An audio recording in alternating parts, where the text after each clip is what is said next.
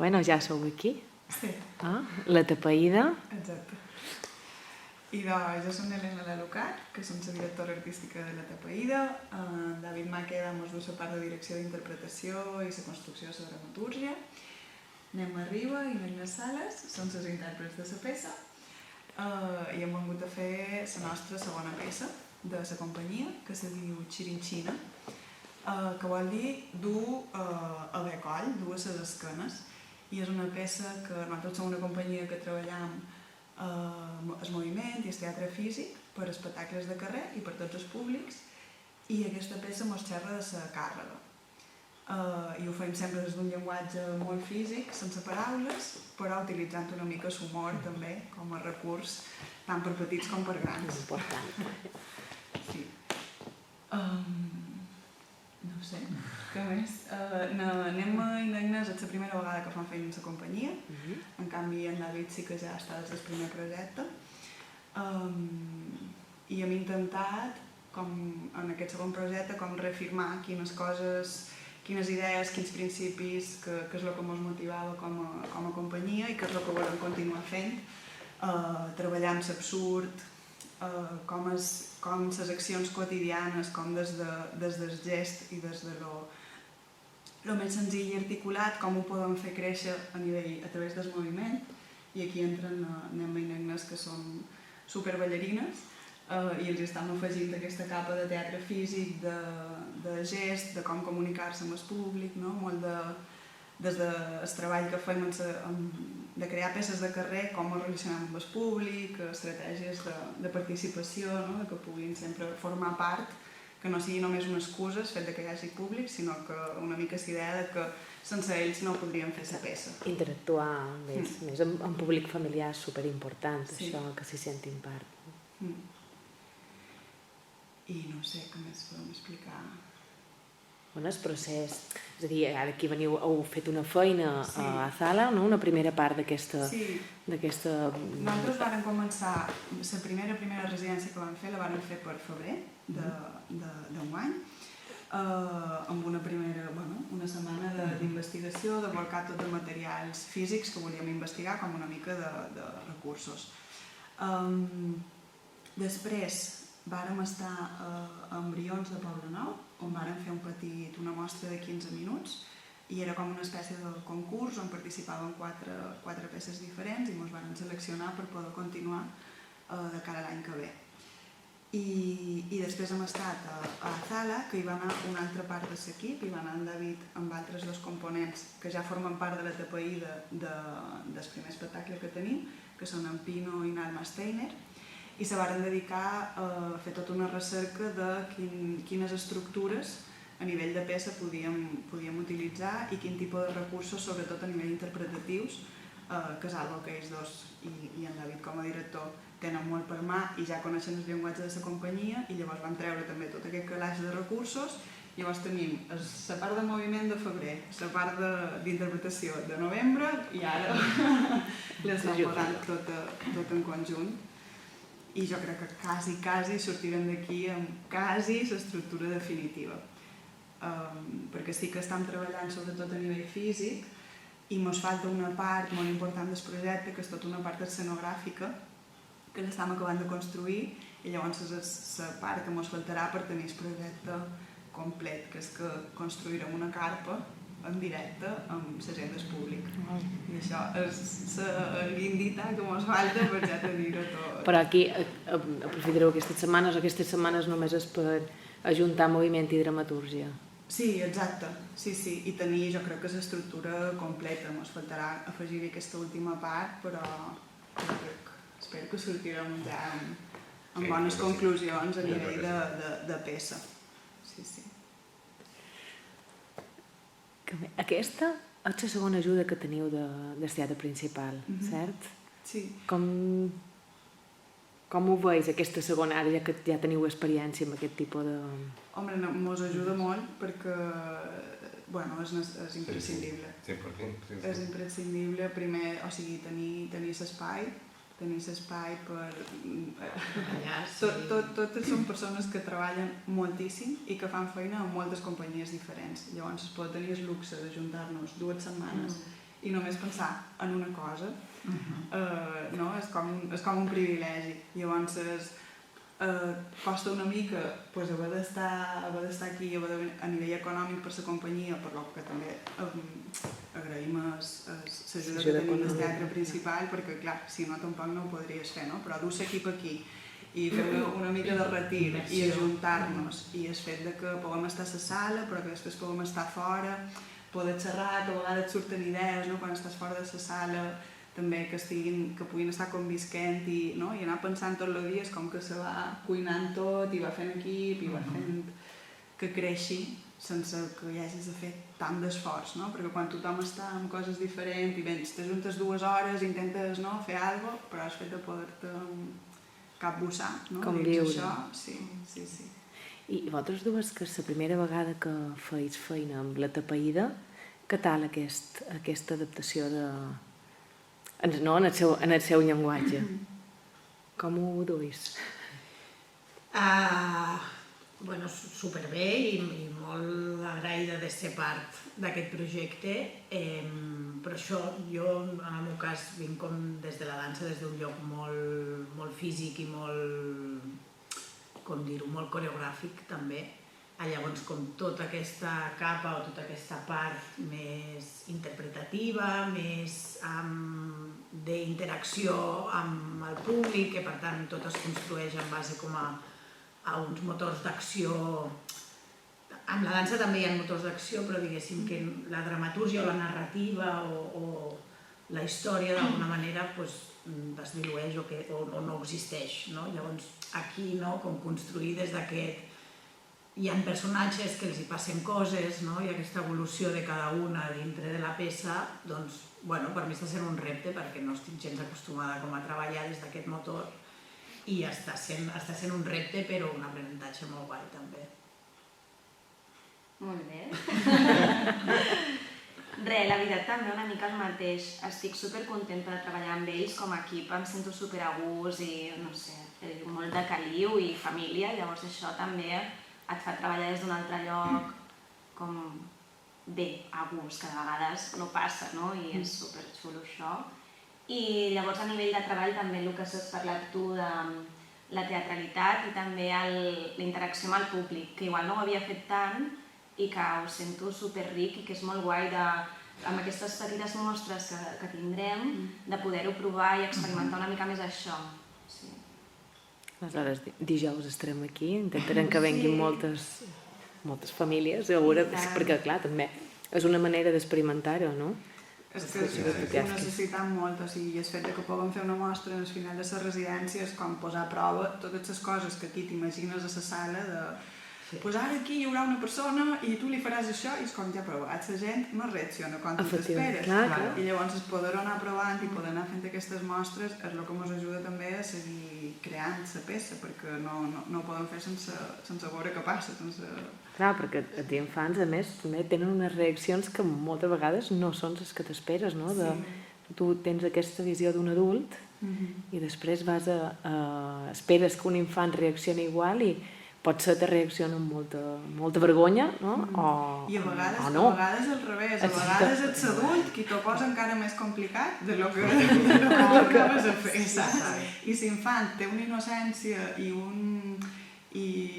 una manera de fer, com no esbiaixada, com que són molt naturals i això és superagrair. Amb el primer espectacle que tenim, una de les coses que ens ha fet créixer més com a companyia ha sigut fer una gira d'escolars i de veure com totes aquestes reaccions i totes les capes que tu li vas afegint a l'espectacle i a l'actuació i a la interacció amb el públic a base de bolos, que això és el que després costa a les companyies que passi i que lluitarem perquè amb Xirinxi no ens passi el mateix. De fet, t'he vist tu també elaborar pressupostos i fer històries d'aquestes perquè al final les companyies això han de tenir un recorregut, no? Però bueno, aquí esteu en procés de creació, una residència en creació, que els processos són igual d'importants després que el resultat, no? L'investigació que tinguis. Sí, l'ideal seria tenir creacions llargues, ben pagades i que després aquestes peces sortís un bon producte i tenir una bona gira, això seria el que aspiram les companyies. Sí, però no, espais així que ja estan pensats com per fer com aquesta immersió o fer aquest retiro, com deia l'Helena, o sigui que els espais tinguin un lloc on poder allotjar els equips, espais on això, no? La gent pugui quedar-se a dormir i al treball, perquè que és això, quan tothom està amb la seva vida, diguéssim que tothom té el cap en mil llocs i costa una miqueta més com fer una miqueta de zoom al treball i aquests suports tant econòmics com d'espai on pugui fer que la companyia només s'està dedicant en aquells dies en allò, jo crec que és superimportant perquè sí que fa un salt d'alguna manera en quant a la feina. Sí. I tu, David, que vas fer el procés de dramatúrgia allà a Zala, com passes del procés de dramatúrgia a comunicar-ho aquí? És que va ser un procés bastant interessant perquè teníem com els elements, hi ha com elements que sabíem que passarien, com això de la carpa o hi ha un instrument en directe, hi ha un acordió i llavors a partir d'aquí, i el concepte, que sabem que podem treballar sobre la càrrega i una mena de missatge de la càrrega compartida és més lleugera o buscar com aquest viatge. Llavors amb Pino i l'Alma, que ja portem 4 anys treballant, i jo amb Pino vaig estudiar la carrera, llavors que tenim tota la confiança del món per construir aquest viatge des de la metàfora deixant aquests espais, o sigui, hi ha uns personatges que arriben amb... La premissa és que sigui un viatge, o sigui, no poden entrar com surten. Quan surten d'una altra manera, ha passat alguna cosa allà. I per això és necessari aquest espai i per això és necessari aquest públic, que sigui una cosa que es viu i és en directe, que això també és el que fa que sigui teatre i no cine. Que l'espectacle és complet perquè hi ha també un públic allà que modifica. I que a través de la mirada del públic aquests personatges fan aquesta transformació, arriben a una reflexió i una conclusió i el públic veient això també pugui, al no tenir paraules, al centrar-se més en l'acció, pugui ser un llenguatge més universal i llavors cadascú des de la seva mirada i la seva pròpia experiència també es veu reflectit en uns aspectes o en altres, que si tu poses un context massa concret potser et quedes fora perquè a mi no em ressona, però al ser més universal i ser accions que poden ser més simplificades i un conflicte molt més simple, tu pots fer una abstracció d'aquest viatge. I llavors en aquesta residència intentàvem pensar tota l'estona, quines poden ser possibles vies de treball d'aquest viatge, quin pot ser el conflicte principal que els passa a aquests dos personatges, què representen. La càrrega és una càrrega física, però també metafòricament quin tipus de càrrega pot ser. És una càrrega de responsabilitat, és una càrrega mental, d'algú que porta molta càrrega i això físicament es tradueix en un altre personatge. És una càrrega o no, o l'altre personatge, l'antítesis, no? I com jo no vull aquesta càrrega, però és que hem de completar la carpa, per exemple, no? Com combinar aquestes energies i entre els dos fer que el producte sigui finalitzat, arribar a aquesta conclusió i entendre que entre els dos... Sí, per mi era molt important, i una cosa que m'agrada com a companyia i m'agrada quan soc intèrpret també, de donar aquests espais, o sigui, de la feina que vàrem fer de trobar tota una sèrie de recursos interpretatius, però no... el que estava dient en David d'aquestes vies, no? O sigui, no com una estructura o una coreografia o unes directrius molt marcades, sinó dir com ho traspassam a elles, no? I com elles s'apropien d'aquests recursos i els fan seus i posen la seva personalitat. És a dir, no varen treballar en dir això serà d'aquesta manera, de forma quadriculada, sinó que com possibilites quines són les coses que necessitem per crear aquests universos i que després elles ho agafin i ho reinterpretin, no? Com aquesta llibertat. crec que és molt xulo de poder fer així. Sí, com pensant molt que un concepte es pugui traduir en un moviment més poètic, com que doncs aquí fan les paus, però com es fan les paus que això no passa, poso com un exemple random. Doncs aquí tenen un conflicte i aquí fan les paus, doncs no entraven en com fan les paus, entraven com arribem a aquest conflicte i com arribem a l'inici d'aquest fer les paus, però en aquesta residència és i això com es tradueix com ho feis vosaltres, no? Perquè potser si fossin unes altres intèrprets també ho farien d'una altra manera, no? Clar, que sigui totalment com ho faríeu vosaltres des d'aquestes premisses. I ho feis vosaltres i potser amb interacció amb el públic potser un altre dia és d'una altra manera, no? Depèn de l'entesa. Està bé. Superinteressant. I clar, a mi m'ha cridat l'atenció, però m'interessa molt. Vosaltres no sé res de la vostra vida, però jo sé que Helena és mare de 2 infants molt petits, no? La més petita té 3 mesos. Com duim el procés de creació amb infants tan petits? Doncs mira, la idea que m'ha sortit de fer una peça xerrant de càrrega no crec que fos per casualitat. Era una mica una pregunta retòrica, no? Que algo hi havia allà, òbviament. Tot i que fa molt de temps que tens idea de fer aquesta peça, no? Però jo soc de processos lents i van sortint les coses i ara no sé ni com has demanat, però així és com estic fent la creació, sense estar gaire lúcida moltes estones, però intentant els moments que puc concentrar-me, com aquests, abans que elles arribessin, els 2 primers dies, no, me'ls vaig deixar per mi, perquè sé que a casa és molt difícil, i dir, vale, doncs ara estic aquí, ara no tinc més remei que fer això i forçar-me una mica a concentrar-me per deixar les coses ordenades i després amb una gran confiança cap a l'equip que he muntat, perquè confio que podran seguir endavant en totes aquestes premisses que...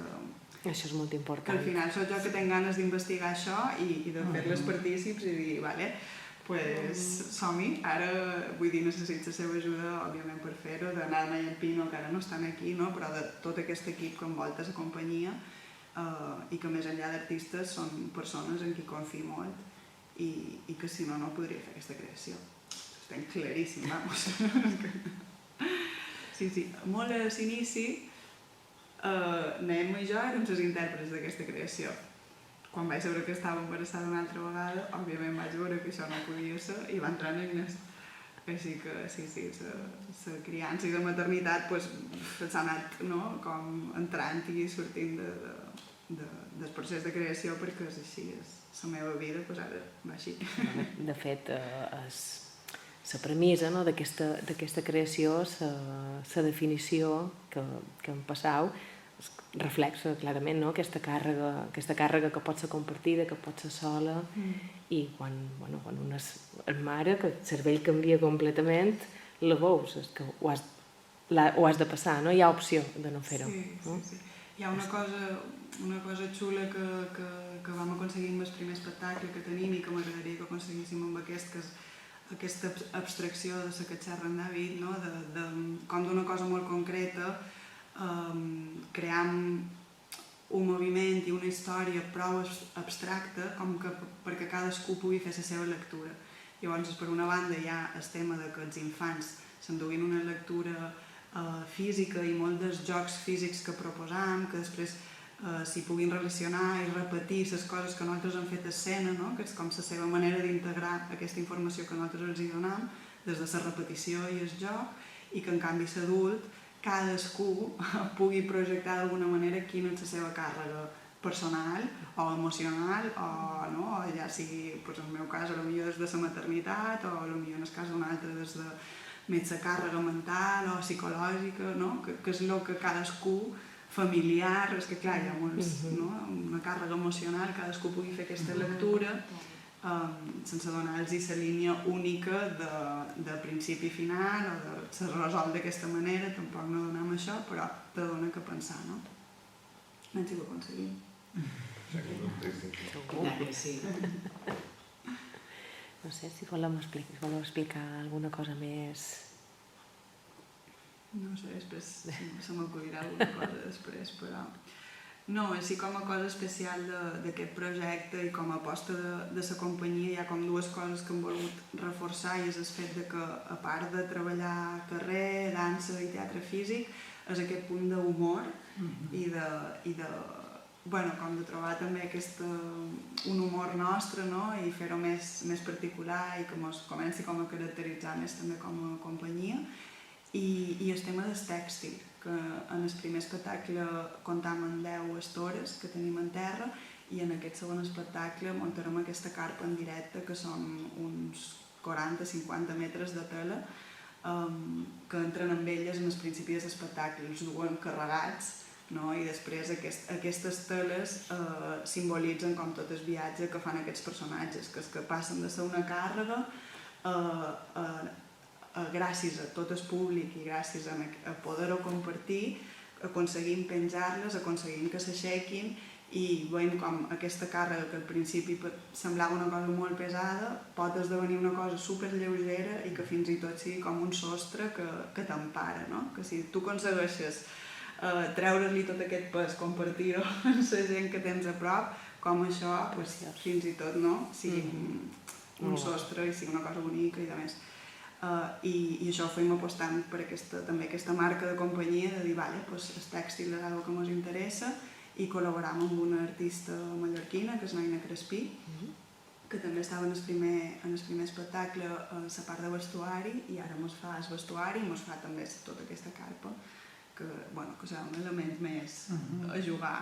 Sí, perquè ahir estàveu, no? Amb el vestuari i això, triant... No sé si triàveu teles o si ja vos... Sí, ara mos ha fet, que se m'ha dormit aquesta capa, se m'ha quedat tot.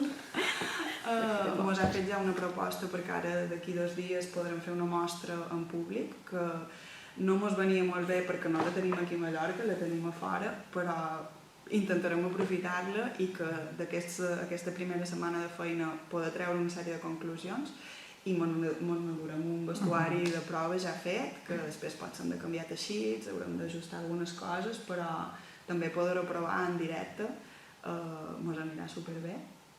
I així la setmana que ve també podem ajustar i això, aquesta prova constant de prova i error i anar fent, una feina molt artesanal. I d'interacció amb el públic. O sigui, que és com primera setmana, provem idees, i segona setmana traiem conclusions, modifiquem...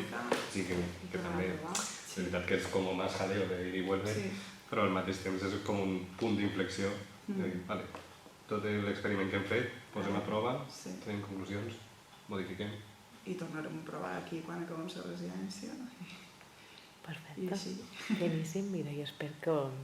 Bueno, vos veig molt... que heu fet molta de feina, que fa 3 dies que ets aquí, però que va avançant molt bé, molt xulo. Sí, amb la tapaïda... El nom de la companyia tampoc és casual. Que se digui tapaïda una mica... Ja sigui per calendaris o... Sí.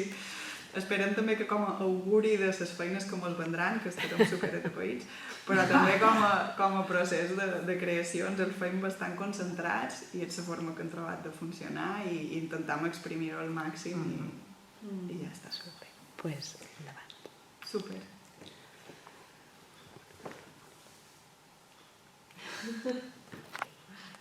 La meva s'ha aturat.